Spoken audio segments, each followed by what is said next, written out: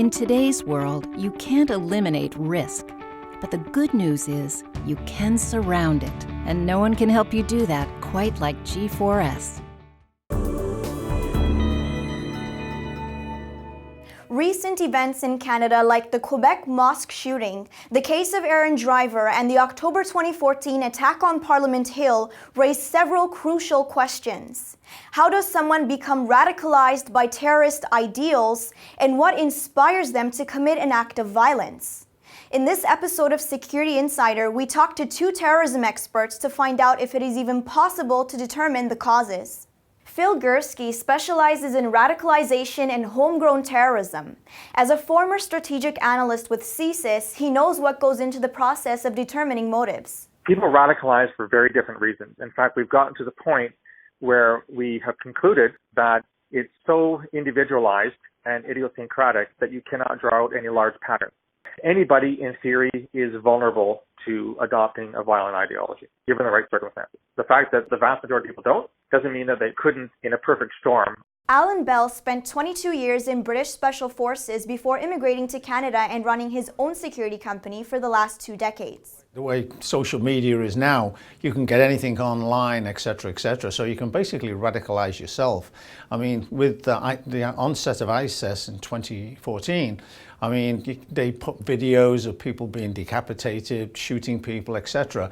And for some reason, this sort of turned certain people on. What drove Michael Zahafi-Bo to do what he did? He certainly pledged allegiance to Islamic State. So trying to get from Canada to Libya, could probably join a terrorist group there. So we know that about him. The case of Mr. Bissonnette, the Quebec shooter, to the best of my knowledge, that still has not been called an act of terrorism by the courts or by the police, because we don't know his motivation yet.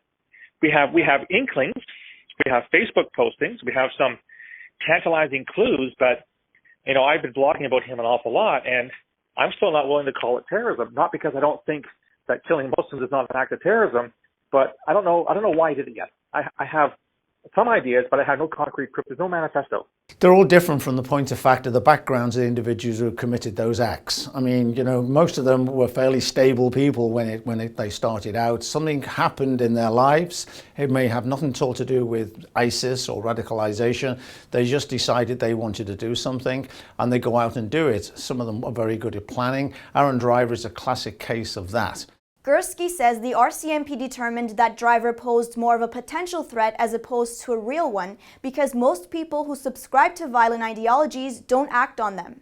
When you ask, can we learn something from that? Not really, because the reasons why Mr. Driver ramped up from somebody who was thinking or talking about using violence to actually building a bomb are still unknown to us. And the fact that he's dead, we can't ask him. Bell says about 180 people are known to have left Canada in the last 2 years to join ISIS. We haven't really had a major terrorist attack in Canada, and that's what wakes the government up. That's what makes the law enforcement agencies and the intelligence agencies up. That hasn't happened yet, so we've been immune from terrorism. So consequently, none of us really think about it. Tamara Teague, Security Insider.